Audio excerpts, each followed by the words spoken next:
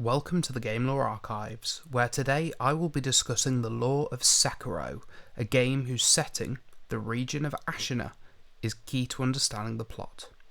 Ashina is a special place, with a direct link to the Fountainhead Palace, part of a divine realm of gods, and home to a divine dragon. The citizens of Ashina understand the importance of this place, and worship not only the temple, but the waters of it that flow down from the palace into their lands. The divine dragon bestows a gift of the divine heir to the region, a person blessed with immortality and the ability to pass this blessing to others at the cost of spreading sickness, called dragon rot, to those around them. These heirs grow up at the Hirata Estate. Knowledge of the divine healing gets out, attracting the government, named the Ministry, who invade Ashina and ban access to the palace and all worship of it and its waters. This is during the Sengoku period, a real-world period of Japanese history where civil war is rife, with smaller groups overthrowing the government for freedom. In Ashina, a group of warriors led by the legendary swordman Isshin rises up and takes back their region from the Ministry. This uprising takes place roughly 20 years before the events in-game, and while much of it isn't important aside from Isshin's victory, there is still a few key details we do need to discuss. The Sculptor is a rogue shinobi, a Japanese word for ninja, who is self-taught, masterless, living in the Valley of Monkeys, copying and taking on their movement and ferocity until he is found by Isshin, an inspiring leader, and brings the Sculptor into his army, naming him the Orangutan. The Sculptor fights alongside Isshin, along with other powerful heroes. Tomoe, a lady who can utilise lightning in battle, and is evenly matched in strength to Isshin, as well as other shinobis such as Owl and Lady Butterfly, all of them growing a bond forged in battle.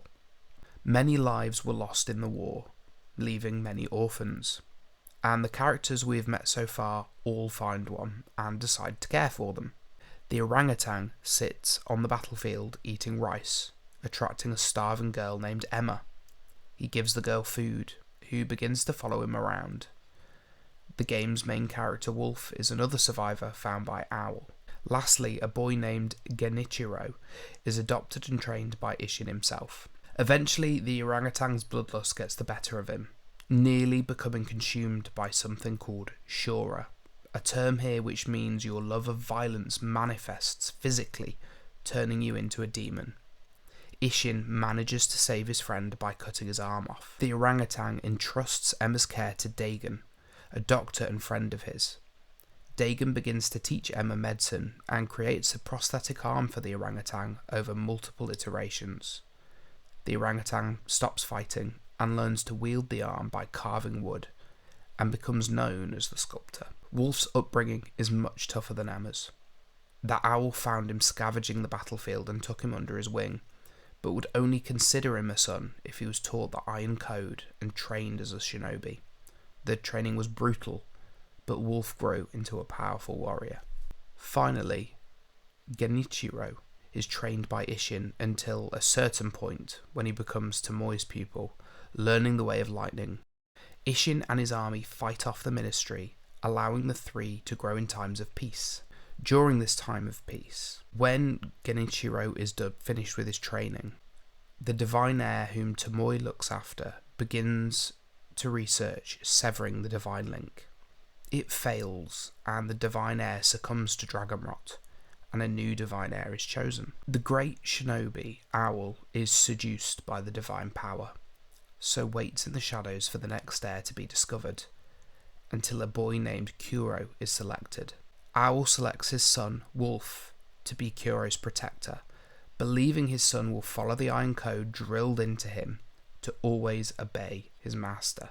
However, Wolf takes this to mean the master he is assigned to, Kuro, and not his adoptive father.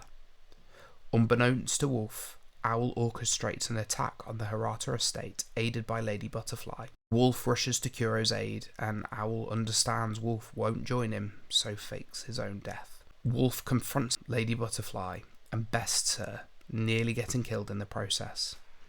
As thanks, Kuro bestows the divine powers of resurrection on Wolf, but before the blood fully takes hold, Owl stabs Wolf in the back, stealing Kuro to try and force him into granting him immortality, and he throws his wolf's body down a well. Wolf slowly recovers from death as the blood takes hold, helped by being nursed to health by Emma. This process takes 3 years. In that time span, another type of immortality appears in Ashina, mysterious in nature and at times unwanted. Unbeknownst to anyone, the giant carps in Fountainhead Palace have died. From the dragon eating them, their corpse releases centipedes that have been released into the worship waters, infesting Ashina's water supply, which we know flows to Ashina because if you kill the last giant carp, its body will wash in the sunken valley. The Buddhists of the land have discovered the link between the waters and immortality and abandoned their teachings to become immortal, while others, such as Hanbei, are innocents and just happen to have drank contaminated waters and have suddenly become unable to die. People with this immortality are stitched back together by the centipede inhabiting their bodies. If the host dies, then the centipede will take complete control, piloting their corpse. The ministry, unaware or uncaring of the reasons, invade Ashina once more to take immortality for themselves. Isshin, now old and sick, cannot rally an army, so his grandson heads up the Ashina's army. His motives begin pure, but he soon concludes that the only way to save the region is immortality for himself. Unlike Owl, this thought corrupts him. He finds Kuro's location and captures him from Owl, but he does it more carelessly. Emma finds the new location and tells Wolf, finally motivating him enough to escape the well, and it's here where the game's story starts. Wolf locate Kuro quickly, but unable to best Genichiro, he cuts Wolf's arm off. Emma finds Wolf and brings you to the Sculptor, who saves you for a second time. The Sculptor gives him the prosthetic arm to use, allowing Wolf to catch up with Genichiro, defeat him and rescue Kuro. But you can't kill Genichiro, as he's already consumed the infested waters of the Fountainhead Palace. Learning this, Isshin realises his grandson has gone too far and agrees to help Wolf. With Kuro safe and hidden away, Wolf, Isshin, Kuro, Emma and the Sculptor work together to find Tomoe's ritual on how to end immortality. Gather the ingredients needed, including one of 2 immortal blades, which is able to kill any immortal permanently. During this time, Isshin dies of old age, causing the Sculptor to finally succumb to Shura, causing Wolf to kill him. During this absence, the Ministry attacks the base Kuro is hidden in, forcing him out of hiding, right into Genichiro's hands, who stabs him with the other immortal blade, the Mirror of Wolves. Wolf is soon behind him, and the pair clash. Wolf uses the immortal blade to kill Genichiro once and for all. Genichiro, full of spite, uses his final moments to use the black blade to sacrifice himself and summon his dead grandfather back to life in his prime to avenge him. Isshin thinks this is a pitiful choice, but respects his grandson's wishes out of love and duty, fighting Wolf off with all of his might, but never drawing the black blade, knowing he won't be able to permanently kill Wolf with it, fighting until Wolf finally manages to slay him. Here, Wolf rushes to Kuro's side and performs the ritual, severing the immortality plaguing Ashina of Dragon Rot.